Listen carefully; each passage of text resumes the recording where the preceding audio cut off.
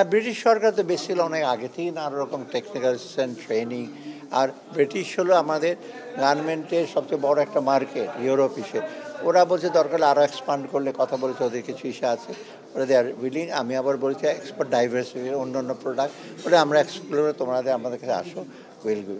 আরও reform tax, banking reform, যদি কোনো সহায়তা দরকার হয় কারিগরি সব মানে অ্যাডভাইজার হিসেবে ওরা করবে। যে তাদের কিছু সমস্যা আমরা আলাপ করেছি, স্পেসিফিক অনেক কতগুলি সমস্যা আছে, সেইগুলো খুব বিশাল কিছু না, সেগুলো অনেক সময় আগের সময়গুলোকে ইগনোর করা হয়েছে, উইল সলভ ইট। সেকেন্ডলি বায়ার্সও কিছু ছিল, ওরা বায়ারদের আমরা এশিওর করেছি তোমাদের নিরাপত্তা, তাহলে তোমাদের ইনভেস্টমেন্টের অপরচুনিটি, ভালো পরিবেশ, বাইরের লোক আসলে একটা পরিবেশ লাগে, ডুইং বিজনেস পরিবেশ, মানে রোদ বৃষ্টির পরিবেশ না, পরিবেশ হলো ল অ্যান্ড অর্ডার, তারপরে ব্যাংকিং ফ্যাসিলিটিস, ভোগান্তি যেন না হয়।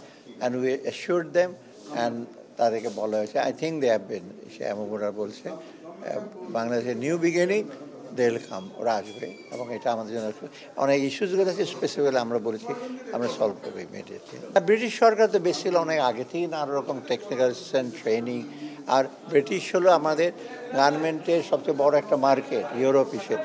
ওরা বলছে দরকার আরও এক্সপান্ড করলে, কথা বলেছে, ওদের কিছু ইস্যু আছে, ওরা দে আর উইলিং। আমি আবার বলছি এক্সপোর্ট ডাইভার্সিটি, অন্য অন্য প্রোডাক্ট ওটা আমরা এক্সপ্লোর, তোমাদের আমাদের কাছে আসো, উইল গিভ।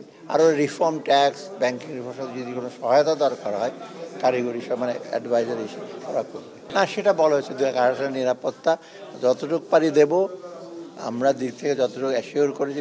বিদেশি কেন, দেশীয় যারা ওদের বিদেশিরা তাদেরও দেওয়া হবে।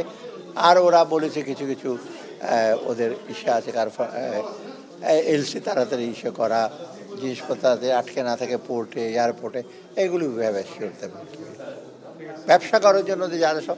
তবে আমি বলেছি এদেরকে, প্লিজ আপনারা ব্যবসা করবেন ট্রান্সপারেন্ট, সৎ হিসেবে, আন্ডার দ্য টেবল, কোনো ট্রানজ্যাকশন যেন না। না, সংগঠনগুলোর ব্যাপারে ওদেরকে আমরা বলেছি যে সংগঠনগুলো যদি এরকম আপনাদের মধ্যে দ্বন্দ্ব থাকে, এটা ইমপ্রেশন দেবে না বাইরেও। আর সরকারে যারা আমরা আছি তাদের মধ্যে ডিসিশন নিতে আমরা এটা দ্বিধা করবো, যে নিজে ওদের দায়িত্ব আপনারা ঠিক করেন।